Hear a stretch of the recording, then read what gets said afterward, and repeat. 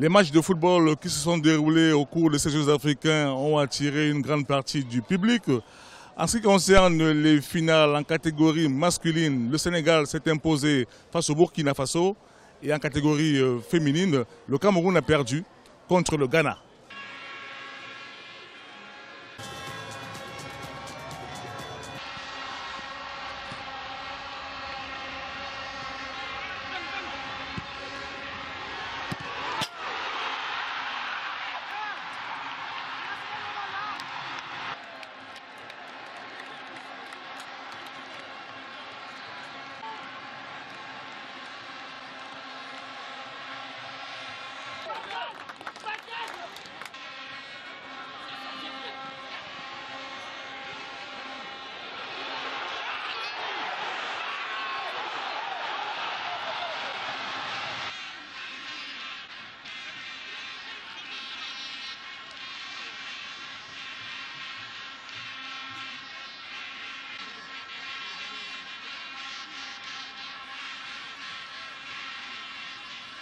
Zéro, Burkina Faso.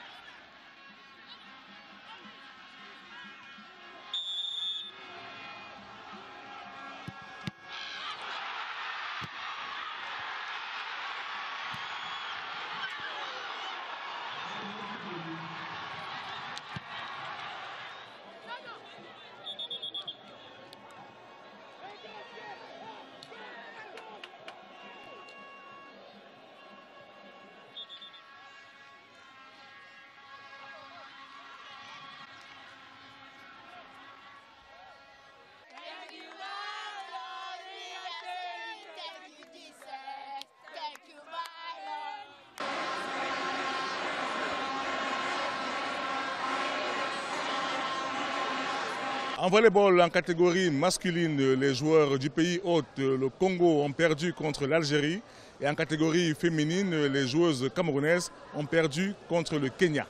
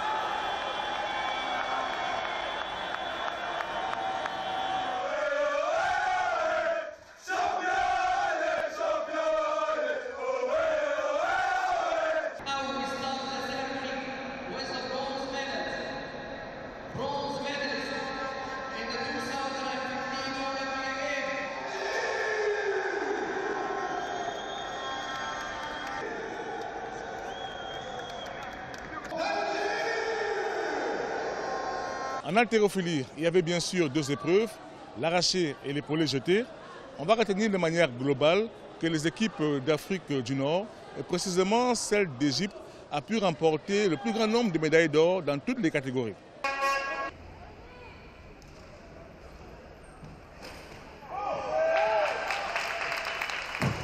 Good lift.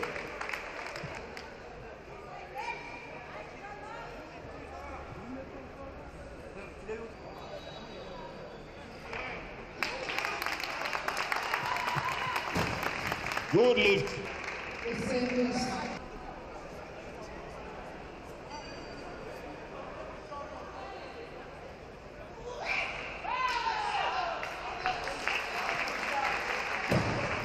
Good lift.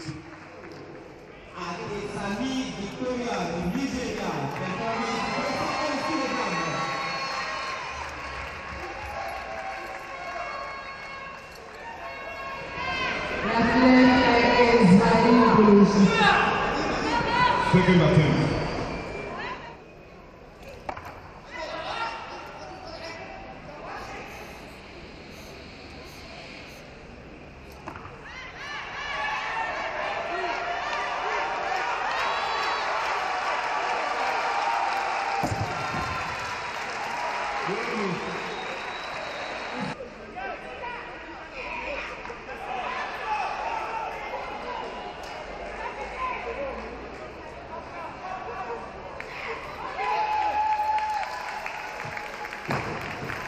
Good lift.